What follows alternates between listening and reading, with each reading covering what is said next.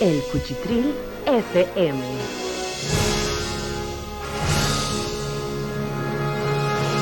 Un programa donde escucharás temas relacionados con deporte, cultura, política y la sociedad en general.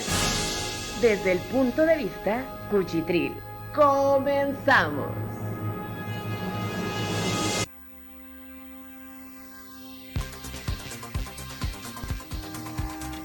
Bienvenidos a una de esas cosas para hacer negocio, ¿verdad? Con México no hay dos.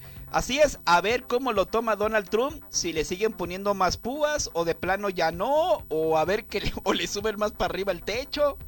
Pues así es, a ver qué ocurre. Bueno, pasando a otras cosas interesantes, fíjense que estaba ocurriendo durante esta semana algo muy interesante.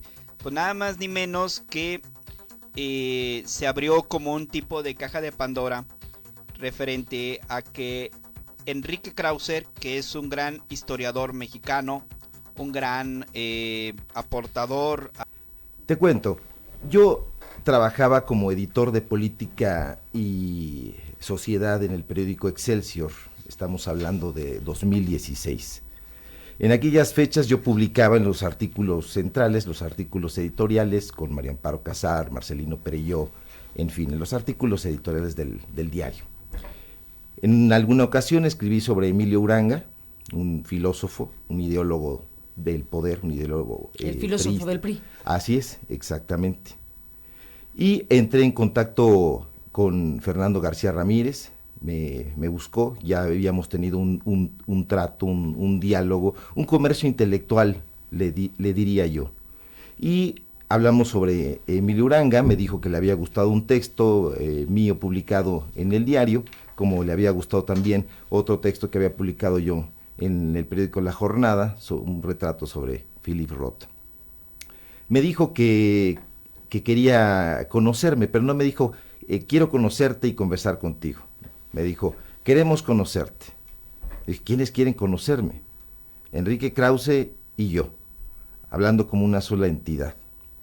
Y yo desde luego sabiendo quién es Enrique Krause, la biografía que tiene, el perfil intelectual como historiador, acepté desde luego, me encanta la idea.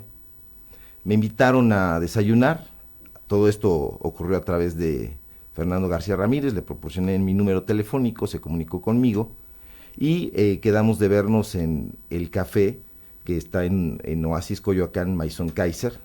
Me invitaron ahí a desayunar, se pospuso el encuentro y me ofrecieron que nos reuniéramos una tarde. Fue una tarde de septiembre de 2016, ahí mismo, en el Maison Kaiser de Oasis Coyoacán. Fui entusiasmado, debo reconocerlo, conocer a Krause, sabía por supuesto quién era, lo admiraba incluso, lo había visto con Octavio Paz, lo había leído muchísimo, lo había visto con Mario Vargas Llosa, en fin, un intelectual reputadísimo, y no vi por qué tenía que negarme a esto, al contrario.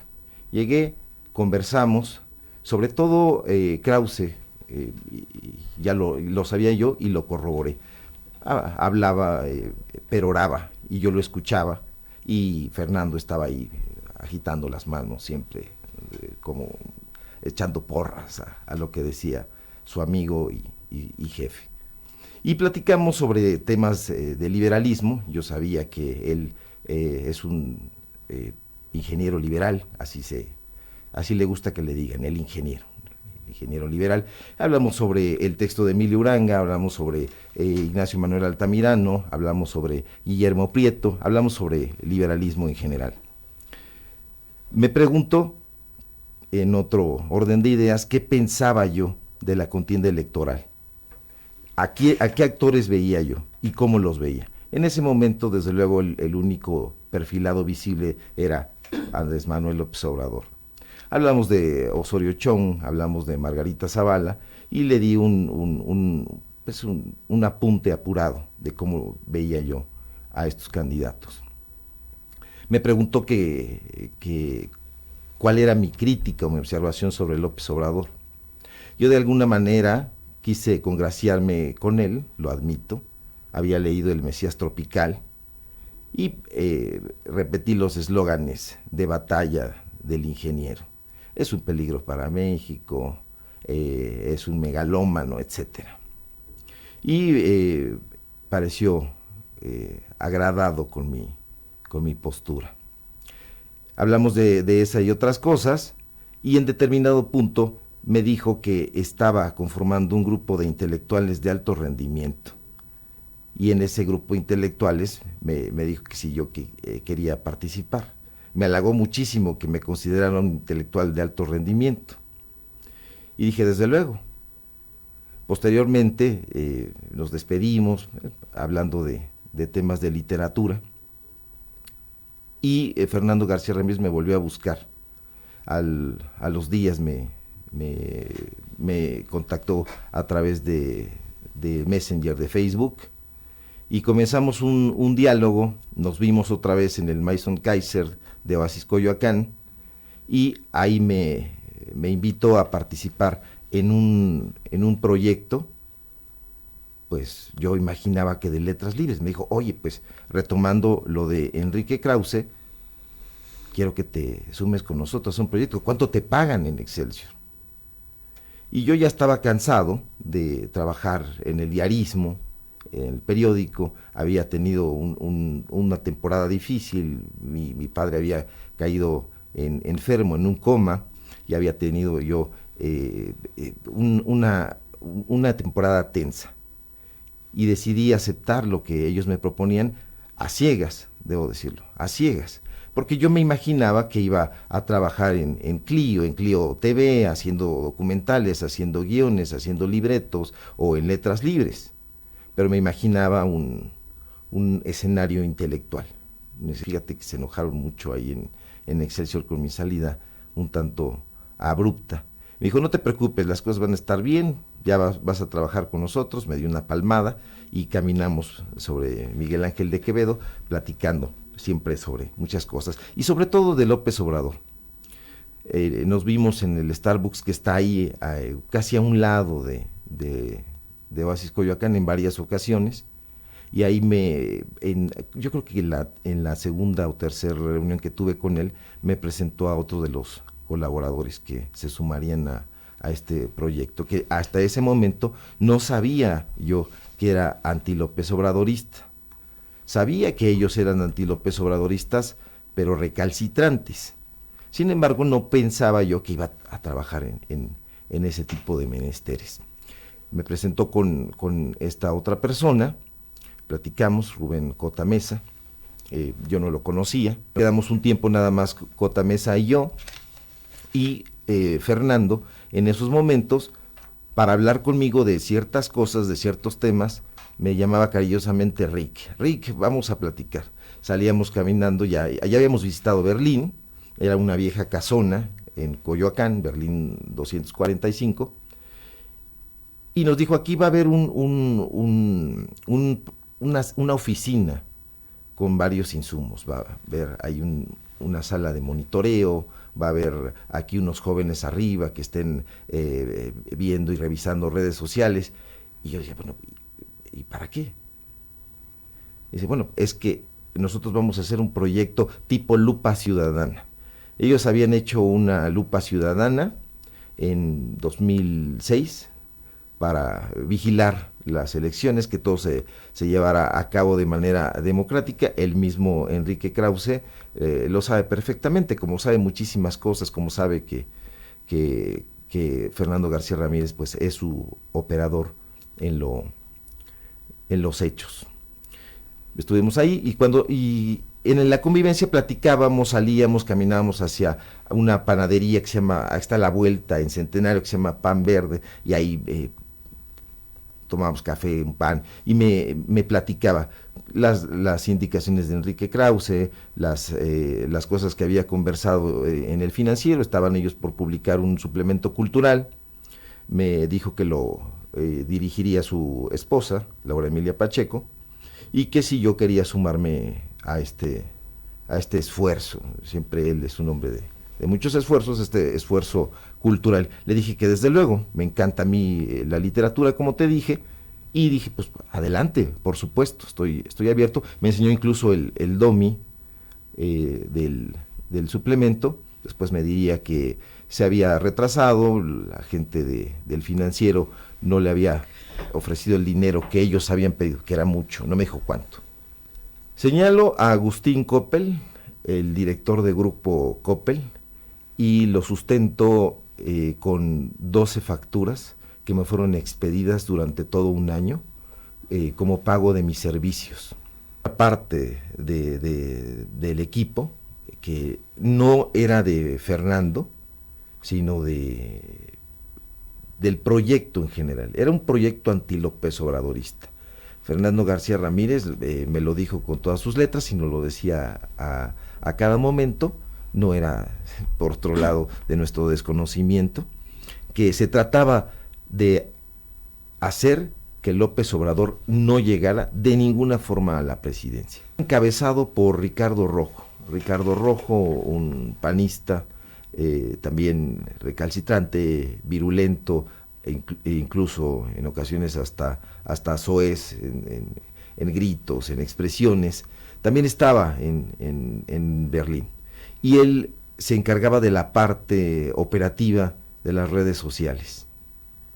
Y ahí en la parte de arriba se acondicionó un estudio de televisión donde se hacían programas que tenían que ver, por ejemplo, con literatura, con series como Juego de Tronos o como Harry Potter. Había programas sobre homosexualidad. ¿Y para qué se hacían esos? Bueno, ese tipo de comunidades se creaban para pues que hicieran crecer una comunidad, una audiencia, y posteriormente inocularles a esas cuentas falsas el mensaje anti-López Obradorista. En programas participé yo, hacía cápsulas sobre literatura, hacíamos un programa que se llamaba Historia Novelada, y ahí está, aunque lo intentaron borrar, porque ya yo era administrador incluso de la página, lo intentaron borrar, pero circula en YouTube. Ahí está Fernando García Ramírez, que seguramente dirá que tampoco me conoce, pero está ahí. Hablamos, por cierto, de Octavio Paz. Estaban las comunidades y además el equipo había ahí 35 muchachos, por ejemplo, en una sala, y en un turno, porque había 2 turnos, a veces incluso se trabajaba en la noche, pero había 2 turnos, y había editores de video, había productores, había estos muchachos que se han calificado de trolls.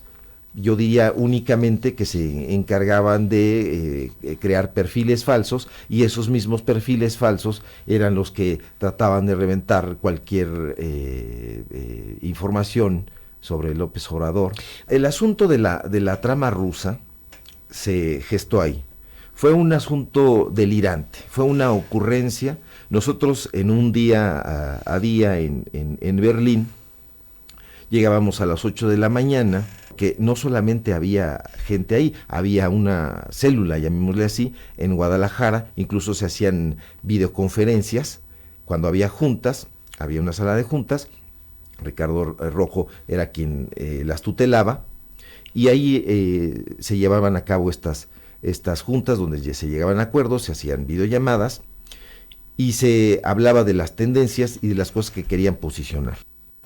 Estas fueron las palabras de el reportero editor Sevilla, el cual pues de alguna forma hace este señalamiento sobre esta maquinación.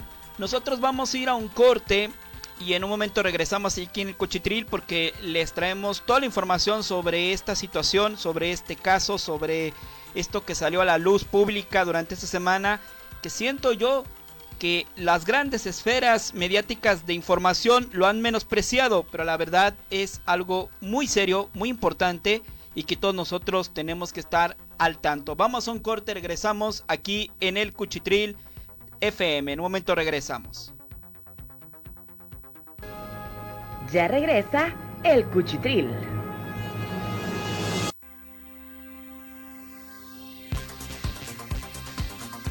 Regresamos sobre de Mola. Y ahí volvemos al tema del Estado. También su entorno, y su entorno es muy amplio.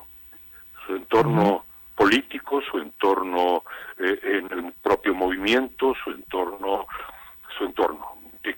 que entonces quiere pues organizar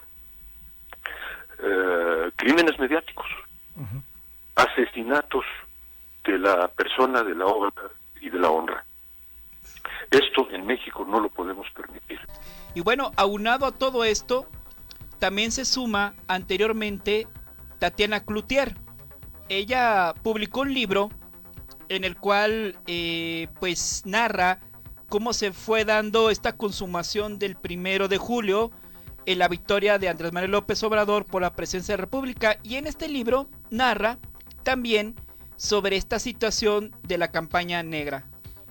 Rescatamos fragmentos de entrevistas de Tatiana Cloutier donde también señala esta situación que ocurrió durante el periodo de la campaña, cómo se incubó estas noticias falsas en Facebook y entre otros medios de comunicación para poder desprestigiar a Andrés Manuel López Obrador y de alguna manera que no... Me ha sorprendido la cantidad de información adicional, vamos a ponerlo así, que ha surgido.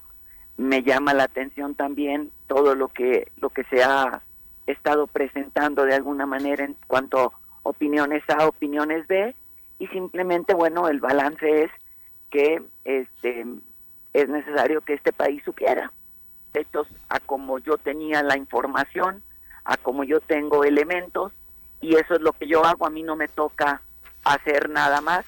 En caso de que se complicaran las cosas de acuerdo a como él dijo que haría uso de otros mecanismos, yo me vería obligada a pedir más información, por ejemplo, y sería a lo mejor entrar vía eso pienso yo, o sea, como entraría el SAT a tener que darnos para poder la cuestión esta de experticia, la compañía esta del internet, y a través de, por lo que entiendo, una asociación que mencionan ahí ustedes, en donde creo que algo de Isabel, algo cultural, Coppel, no sé, y esas serían como las partes en las que yo tendría que solicitar información. Yo creo que el libro lo que muestra y lo que se tiene que mostrar es lo que vivimos en embestida para poder lograr este 1 de julio por la vía pacífica y por la vía electoral, los ciudadanos y la gente que estaba en toda la palestra esta propia de la campaña, y es una manera de exponer y que sigamos entendiendo lo que esto significó con la finalidad, lo decía el otro día, de que dado que una campaña está financiada con recursos públicos, vale la pena que la sociedad sepa a qué nos enfrentamos, qué es lo que se vive y qué es lo que se vivió. Y creo que esto también pueda hacer entender a muchos actores y a muchos ciudadanos pues todo lo que se vivió durante este proceso, que no es un proceso corto. Pudiésemos inclusive entretejer, que no es mi tarea porque yo no soy investigadora ni periodista, irnos hasta la elección del 2006. En un momento regresa el Cuchitril.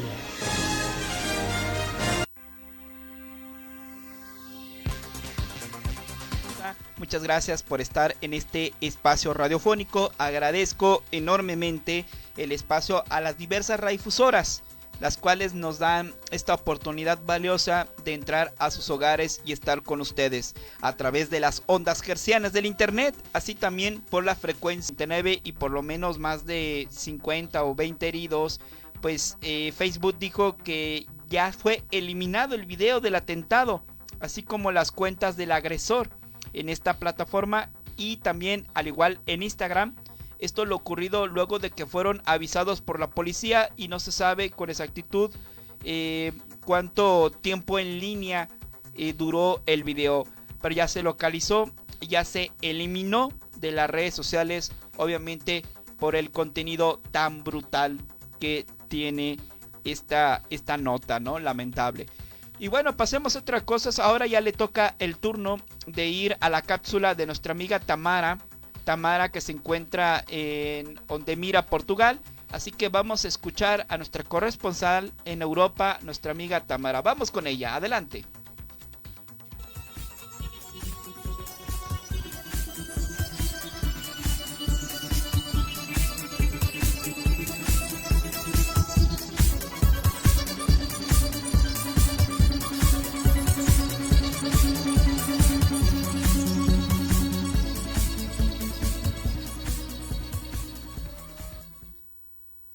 Hola, muy buenas tardes a todos y todas las oyentes de El Cuchitril. Les saluda Tamara Tienzar desde Portugal, desde Alentejo, el sur del país.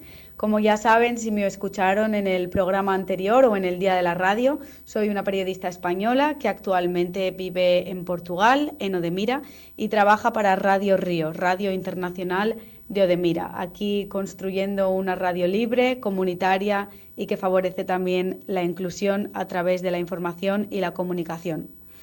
Hoy les quería hablar del movimiento Friday for Future, que ha ocupado la agenda mediática de los medios de comunicación de Europa, de esta parte del mundo, y creo también que ocupó la de algunos medios de comunicación de Latinoamérica.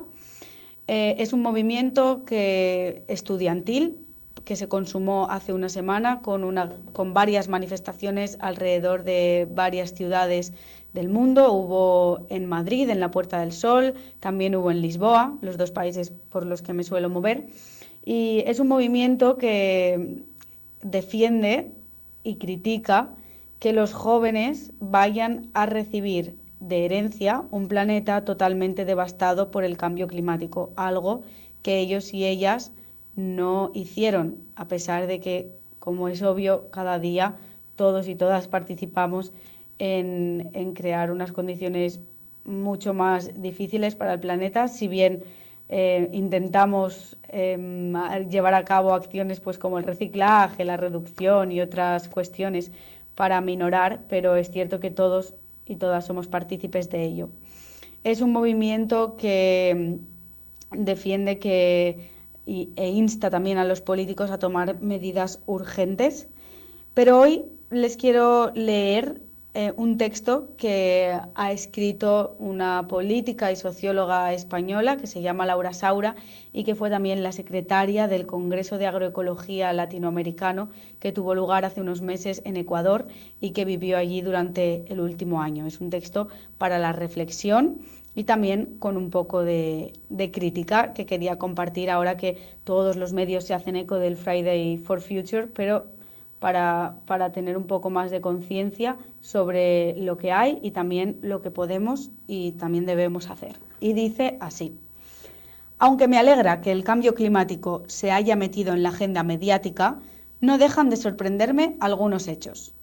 Para empezar, que se haya entronado como líder del ecologismo a una joven sueca, norte del norte, mientras cientos de dirigentes de países del sur han muerto por organizarse y defender sus territorios. A ninguna de esas líderes se les ha nominado al Nobel de la Paz. Segundo, el discurso orientado hacia los estados que tomen medidas y que hagan caso a la comunidad científica, y el culto a la tecnocracia que ya venimos sufriendo. Y me temo que, al igual que en el 15M, un movimiento en Madrid que hubo unos años que se ocuparon plazas, no se está apuntando hacia causas estructurales.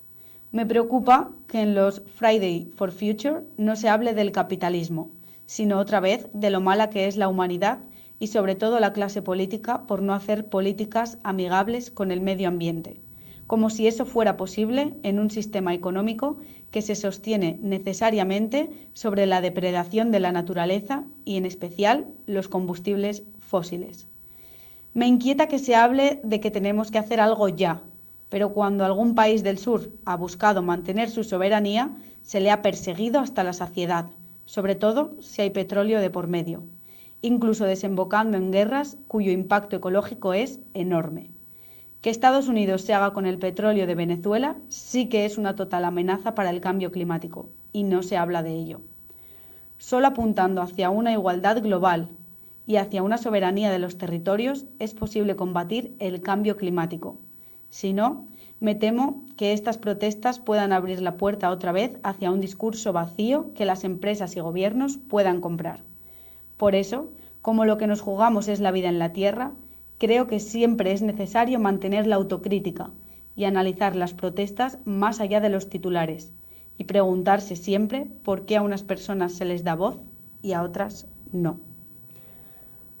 Con esto dejamos el espacio que Mauricio Mendoza me cede cada semana en el Cuchitril. Muchísimas gracias por estar al otro lado. Un abrazo desde Portugal.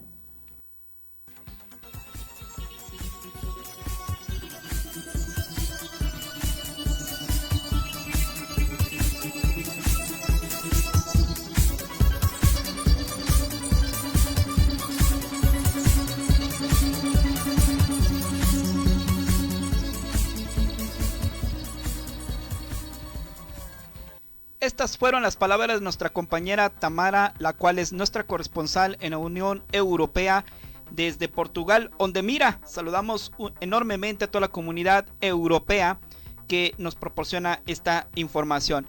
Y bueno, hasta aquí le paramos en este Cuchitril. Mauricio Mendoza en locución se despide, no sin antes agradece su preferencia. Muchísimas gracias a toda la gente bonita. Esto fue el Cuchitril FM. Vámonos, hasta luego, adiós. Esto fue El Cuchitril. Los esperamos en la siguiente emisión.